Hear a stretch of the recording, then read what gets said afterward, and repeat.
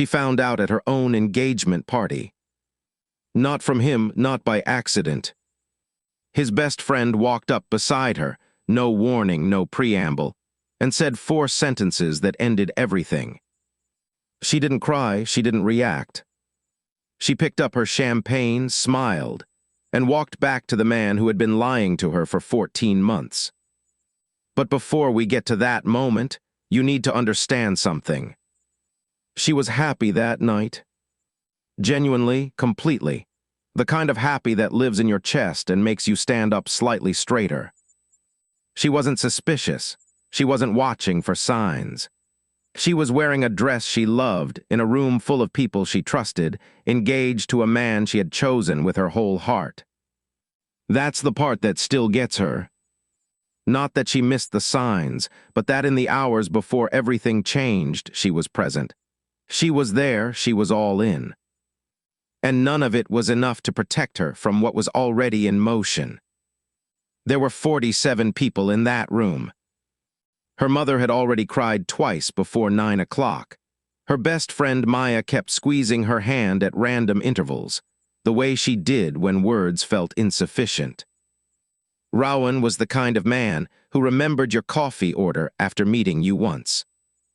Who showed up to things that didn't require his presence, a colleague's art show, a friend's open mic, her nephew's school play, just because he understood that showing up was its own language. The kind of man who made you feel chosen every single day.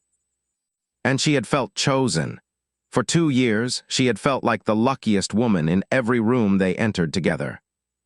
That night he found her in the crowd without looking, the way people do when they are truly attuned to someone, slid his arm around her waist. Said something low near her ear, just for her. She laughed, leaned into him.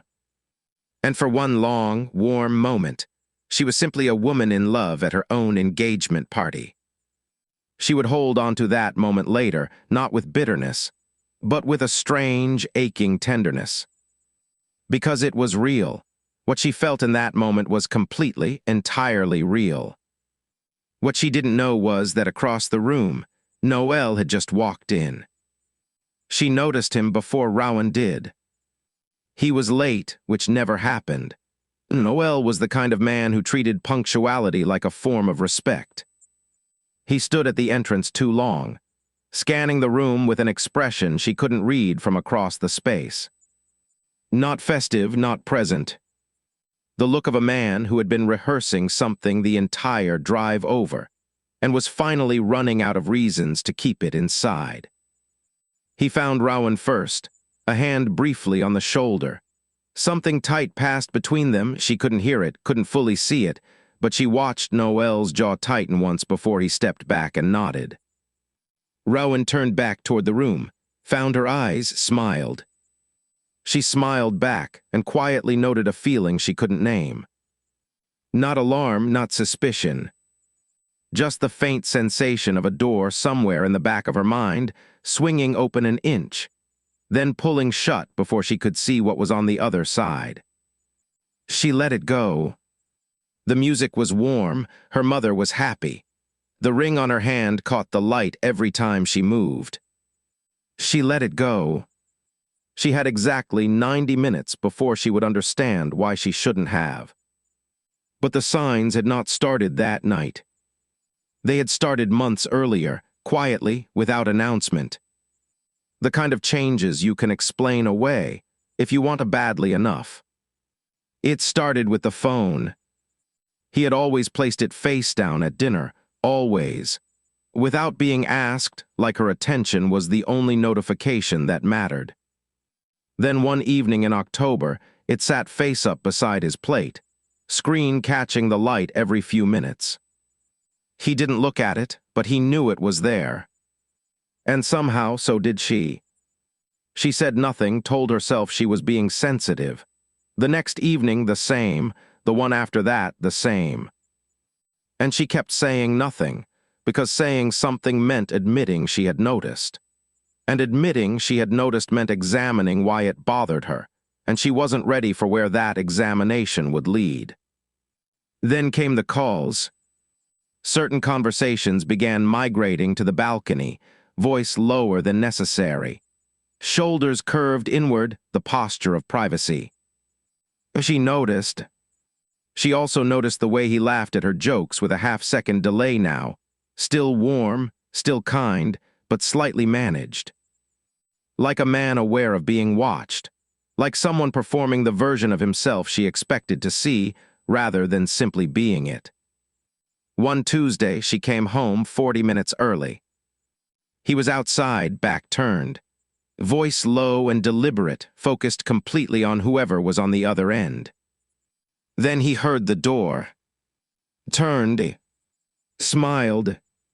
But the smile arrived before the surprise left his face. That sequencing, that tiny, terrible reversal, lodged itself somewhere beneath her sternum. She asked about his day, he told her, easily, warmly, in complete, untroubling sentences.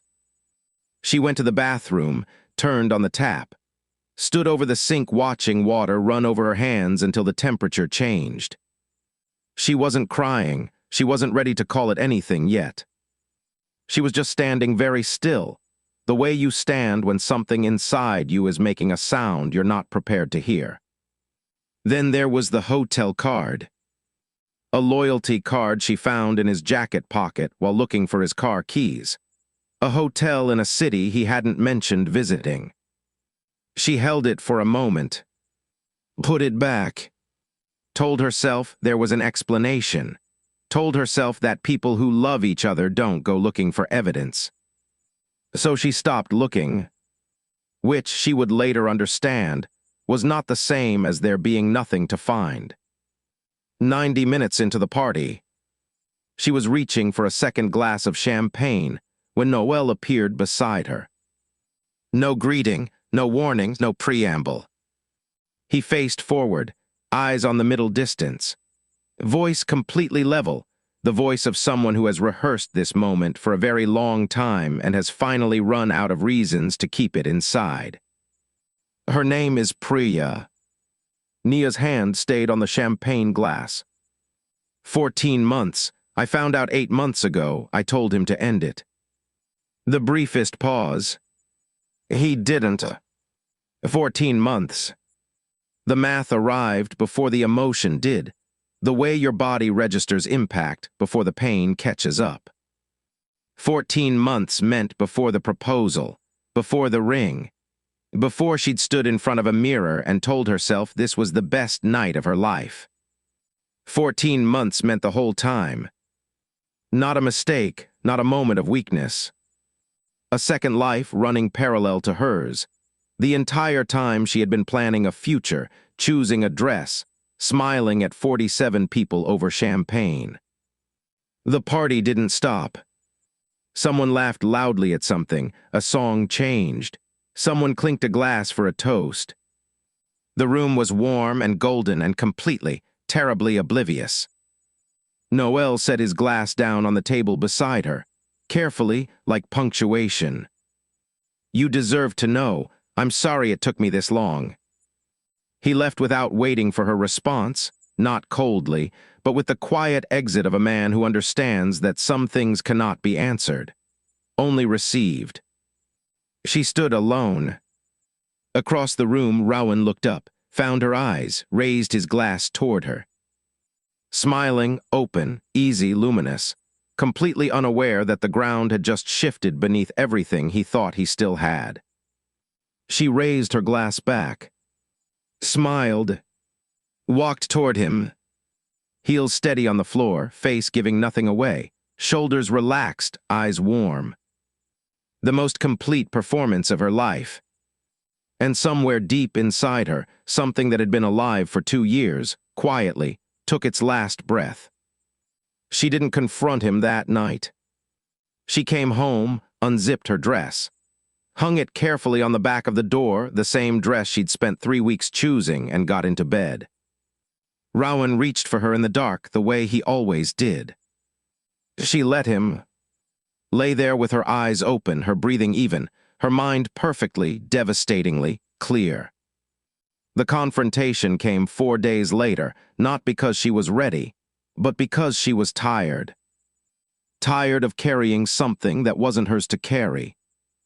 Sunday morning, Rowan was making coffee back to her, comfortable, unhurried. She sat at the kitchen table and said his name once. Just once, quietly. He turned, looked at her face, and something in him, some careful, maintained composure, shifted. Because he knew, the way people always know when the thing they've been hiding has finally been found. She didn't raise her voice, she didn't cry. I know about Priya, I know about 14 months. I know you promised Noel it was over, and I know it wasn't. The kitchen was very quiet. She held up one hand. I don't need the explanation, I don't need the apology. I just needed you to know that I know. She stood up, picked up her keys, walked out, and drove for 40 minutes without any destination. Just moving, just breathing, just occupying her own body for the first time in weeks. She found the notebook on a Sunday morning. Not looking for it, just clearing the shelf beside her bed, when it fell open to a page from the previous spring. Her own handwriting, late-night cursive, unhurried. Sometimes I feel like I'm in love with the version of us he shows other people. Underlined.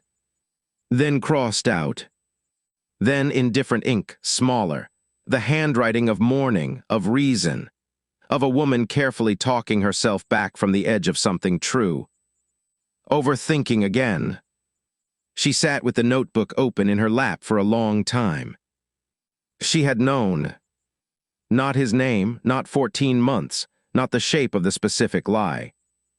But she had felt it clearly enough to write it down, and then looked at her own handwriting, and decided her instincts were the problem.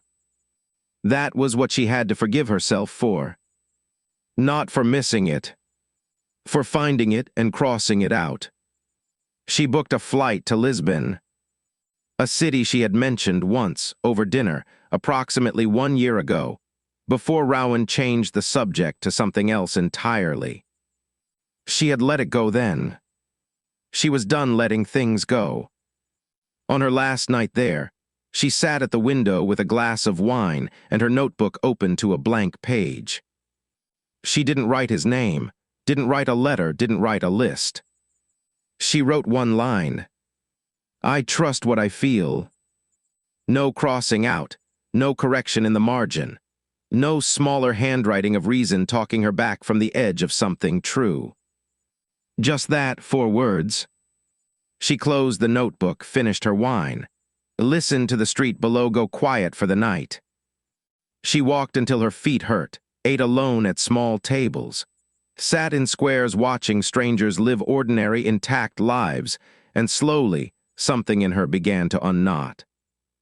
And felt something she hadn't felt in so long she'd forgot it had a name. Still. She felt still. That's where her story ends. But for a lot of people watching this, it's where theirs begins. Have you ever ignored a feeling, only to find out later you were right all along? What did it cost you? Drop it in the comments. Every single one gets read. This is the Breakup Diaries, where the stories hit close because they're true. New stories every week. Subscribe so you never miss one. And if someone in your life needs to hear this today, send it to them. You might be the Noel in their story.